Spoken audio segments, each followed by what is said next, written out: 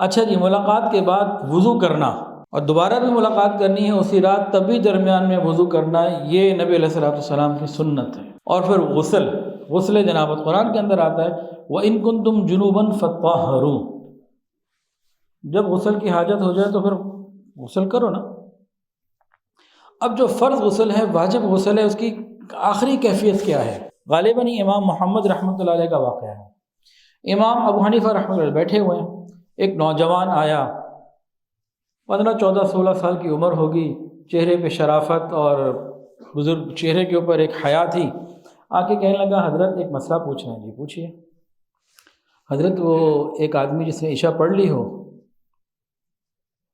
اور بعد میں اس کو جنابت پیش آ جائے تو دوبارہ عشاء پڑھے یا نہ پڑھے؟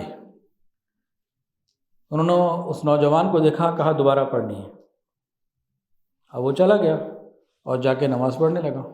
اب جس طرح عویس بھائی نے بھی آنکھیں یوں کی ہیں تو وہاں بھی اسی طرح بیٹھے ہوئے، تو انہوں نے کہا یہ کیا، جس نے عشاء پڑھ لی ایک دفعہ تو دوبارہ یہ کیا کہہ رہے امام صاحب؟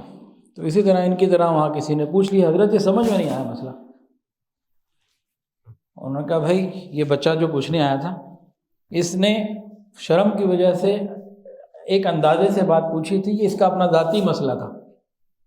جس وقت اس نے عشاء کی نماز پڑھی تھی اس وقت یہ نابالغ تھا، رات ہی رات میں یہ بالغ ہوا، آج زندگی میں پہلی مرتبہ یہ بالغ ہوا ہے۔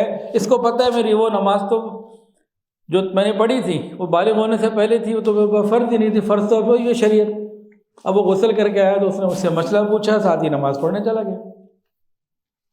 یہ پوچھنے والے کی حیا اور شرم اور بتانے والے کا فہم سمجھ۔